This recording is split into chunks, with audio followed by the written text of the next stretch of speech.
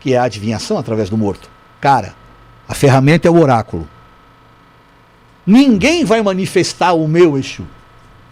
Ele é só meu, só está comigo.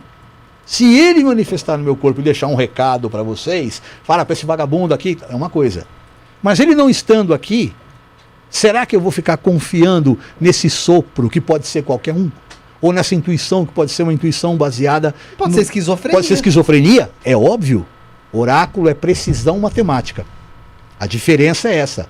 A melhor maneira de você entrar em contato com o seu Exu tutelar, porque você não pode entrar em contato com ele estando manifestado em você, né? Alguém tem que fazer recado, péssimo isso.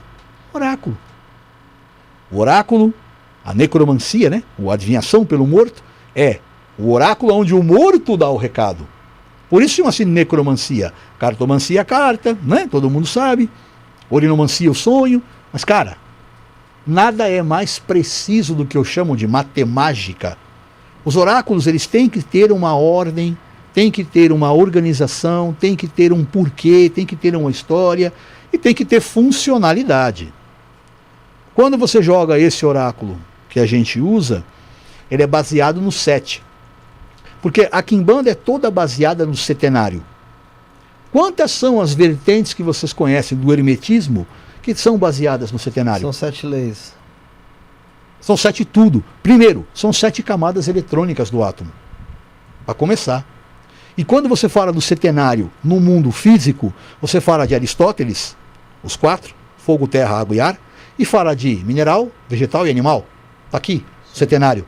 Revelado para vocês. A Quimbanda é baseada nisso.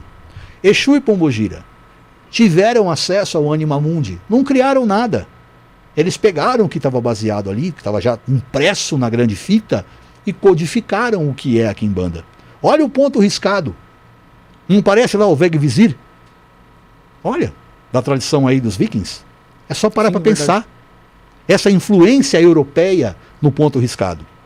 Então vamos entender que mortos se comunicam com as pessoas em diversas culturas e em diversos pontos do mundo. É a coisa mais antiga. Eu estava aqui fora conversando com vocês e disse que o primeiro culto, né, vamos dizer culto, instituído, foi o culto ao antepassado. Quando o ser humano se entendeu como pertencente a um clã, família, tribo, o que quer que seja, e esses laços que eram também consanguíneos, né, afetivos, né? Afetivos e consanguíneos, né? Esses laços ficaram fortes. Morria um cara da tribo, os caras continuavam colocando comida para ele naquele lugar em que ele se sentava, em volta da fogueira. E aí um menos avisado perguntava: por que você colocou a comida do cara aqui? Porque mesmo ele não estando entre nós fisicamente, a memória dele, não vamos nem falar de espírito, a memória dele está sendo lembrada. Mas quando você fala memória, Carlos, algumas pessoas podem entender que seja a memória coletiva dele estar ali, mas o que você quer dizer na verdade é que claro que é a consciência dele, é claro, é óbvio, óbvio. Você sabe disso, é óbvio. Sim. Que a ideia é que o cara perdeu o corpo físico só, mas ele vive. A consciência dele continua plena ali. Cara, quantos são no mundo moderno, os cultos de fulano vive? Quer um exemplo? Marielle vive. É verdade. C'est la même chose, fala francês? É a mesma coisa.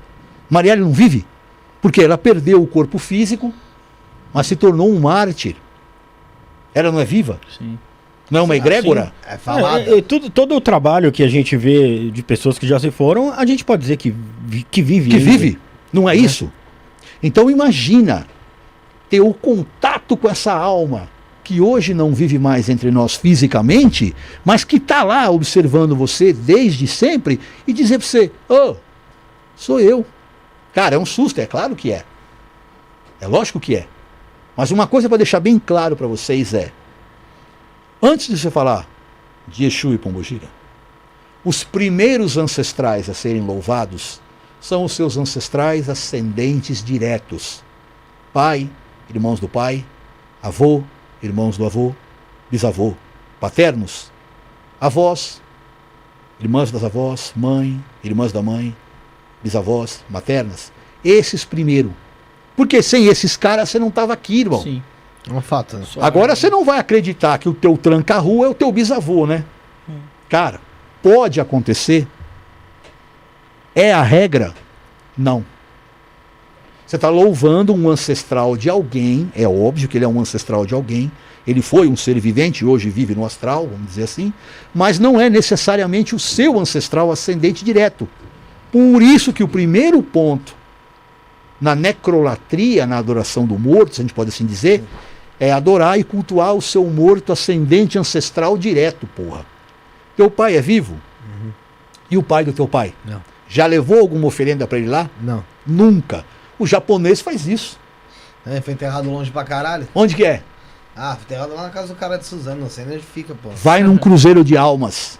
Em qualquer cemitério. A lei é, os cruzeiros de almas comunicam os cemitérios por baixo, né? Pelo chamado inférios, o mundo inferior. Se você vai a um ponto de força como esse, um cruzeiro de cemitério, cruzeiro de almas, e faz a sua oferenda lá, independente de ser o túmulo do seu ancestral, porque muitas vezes você não tem acesso, Sim. ali é um lugar em que ele vai ser reverenciado. Por quê?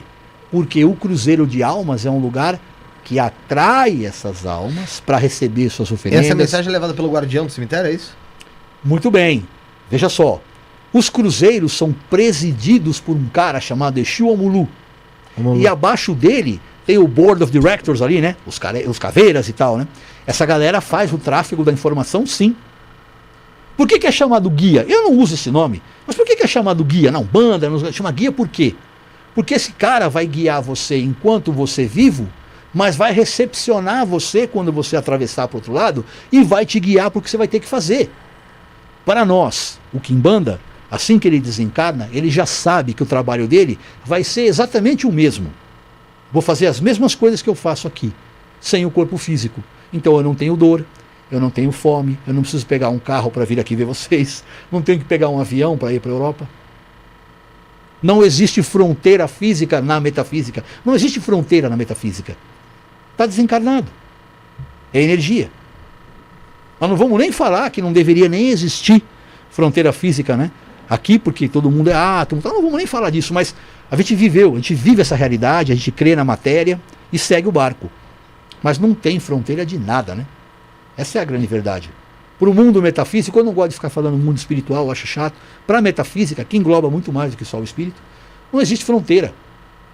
Então, o primeiro culto é o culto do seu antepassado. Quando você tiver tudo redondo com o teu antepassado, aí você vai procurar quem é o seu tutelar, Exu e Pombogira, para você poder fazer um culto bacana.